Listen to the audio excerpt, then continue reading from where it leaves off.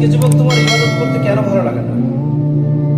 কারণ একটাই, সে কারণ হচ্ছে তুমি নিজেকে গুনাহের কাজে শেষ করে ফেলছো।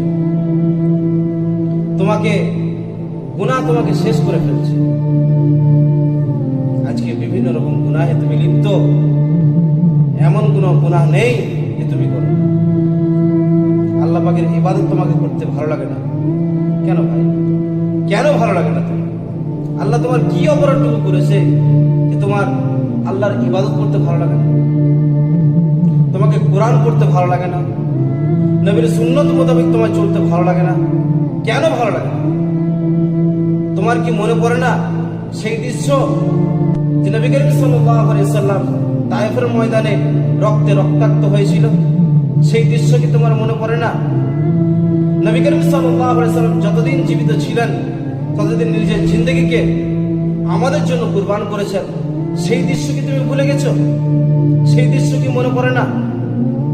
আর আল্লাহ বা কি অপরাধ করেছে?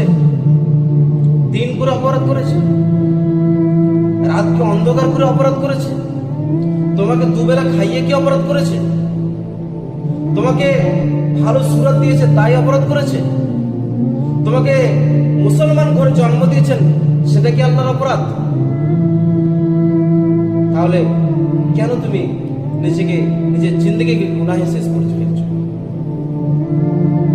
ভাই এসব গুনাহ ছেড়ে দাও, আল্লাহ পাকের জন্য আসো, আল্লাহ পাকের দিকে নিজেকে ধাবিত করো, আল্লাহর আদেশ, আল্লাহর হুকুম, আল্লাহর আহকামকে পালন করো।